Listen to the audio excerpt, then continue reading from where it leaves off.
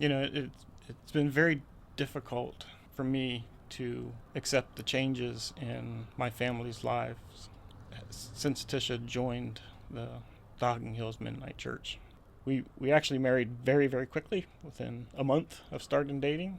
We really didn't know a lot of things about each other. I, of course, had no knowledge of this sort of almost pioneer like life that Tisha had always wanted to live. Her view of what a community should be like is almost exactly what those in the Mennonite church believe. And I've tagged along, frankly. Coming into the Mennonite church for me was more of a final fit of where God has been leading me for many, many years. He's been very patient and very gentle with me, leading me one more step closer and closer to living how He wants me to live. The commitment that my wife has made to the church is total, and their beliefs are very, very deep seated. So it's really a fundamental part of who they are.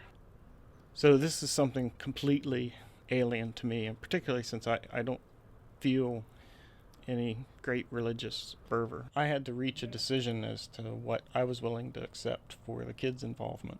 And it was extremely difficult, and I even stopped attending church for about 3 months because it had dawned on me that if things continued the way they were, my kids would not grow up the way I grew up, and they would not experience the things that I experienced, and that they would not even enjoy the things that I enjoy. It was a very difficult time, and looking at the church and the fellowship, the members, I came to the conclusion that the children would actually be happier in the church than outside of it.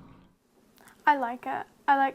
Before, whenever we went to public school, there would be so many kids that I wasn't really friends with anybody.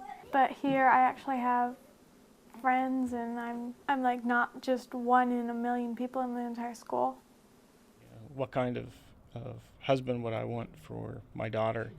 It's someone like the men in the church. They're the most fantastic group of people I've ever met. And so at that point, I accepted that they were going to live a life very different from what I originally had expected or hoped for them.